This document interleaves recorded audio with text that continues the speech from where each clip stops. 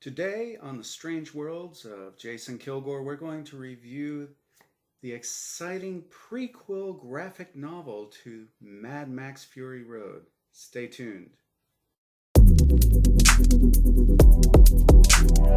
Anytime you think about post-apocalyptic sci-fi, inevitably what comes up is the Mad Max franchise. Starting back in 1979, we had Mad Max, and then a couple years later we had Road Warrior or Mad Max 2, and then a couple years later we had Beyond Thunderdome. It wasn't until 2015 that we had yet another Mad Max movie, this time Fury Road.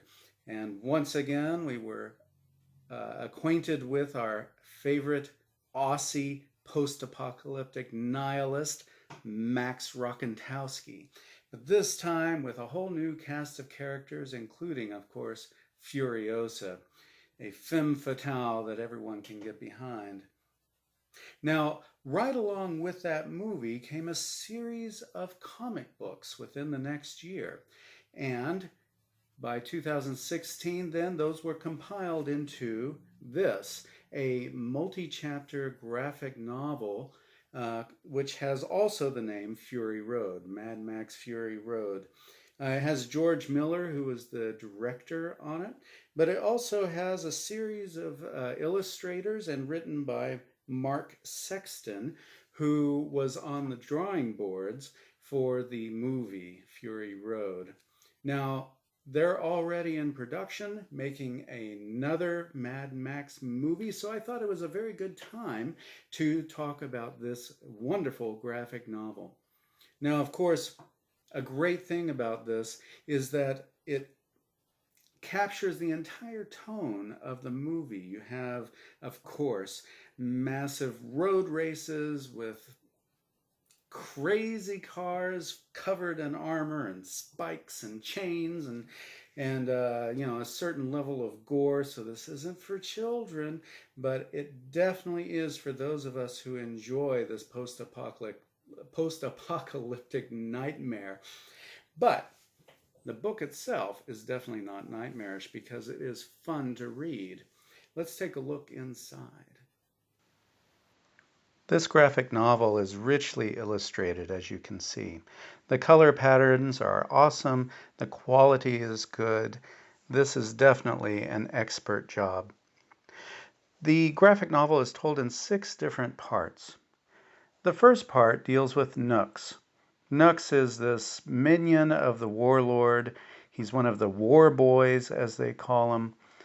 This talks about his origin and doesn't really get into any of the changes in him that we see in the movie, where he starts out on the side of the warlord and then has a change of heart.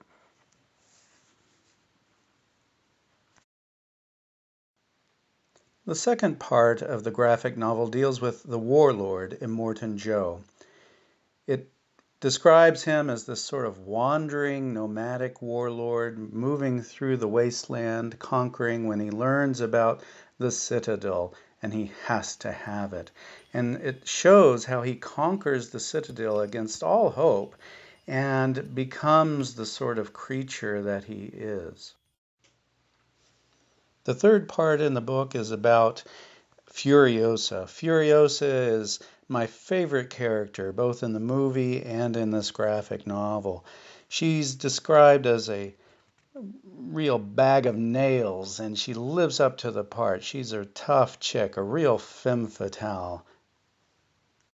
A little bit of the backstory about the brides and their rather unique relationship with the warlord, Immortan Joe, and how Furiosa is an imperator and trusted by Immortan Joe, and how she has this sort of change of heart toward his brides.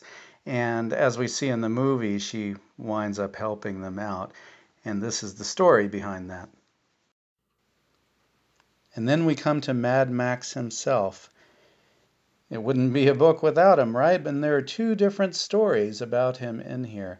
The first one, he goes to a bombed out city, probably Sydney, and we revisit the whole Thunderdome. Two men enter, one man leaves, only this time it's not just two men, it's multiple men fighting it out very gorily, which is wonderful in this sense. And being who he is, Mad Max doesn't fight for women or glory or water, but for an engine, of course, to rebuild his amazing car. He's managed to survive the Thunderdome and goes on a mission. He's basically encouraged and convinced to help save this girl who has been kidnapped by a warlord.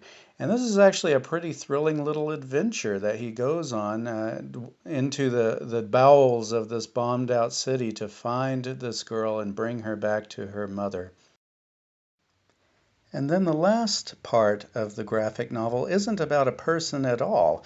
It's about an inanimate object that is basically another star of the movie, the war rig. The war rig, right? This tanker that's armored and tricked out. And it goes into the history of the war rig, where all the parts came from, which I think is fascinating. I never would have thought that would be in there. And it's actually pretty cool the way it's put together. It's a slightly different art than the other chapters, but well worth it to look at. So, as you can gather, the graphic novel and the stories within it really start to answer some of the unanswered questions that we start the movie with. What's the story about the brides? Why is Furiosa trying to save them? Who is this Immortan Joe guy? What is Max's role in all of this, right? And so by reading this, you start to see some of those stories get really fleshed out. It's almost like watching the director's cut of a movie where you get some of the backstory that you were wondering about. So if you're a fan of Mad Max and its franchise, I highly recommend that you read this. In fact, I gave it 5 stars on Amazon. And the illustrations are just excellent. I highly recommend you check it out. Now, I'm very excited about the next movie coming out, so stay tuned, and I will definitely watch for that. Now, if you've liked this review, be sure to hit the subscribe and like buttons below, and watch for more videos from the strange worlds of Jason Kilgore. Cheers and happy reading.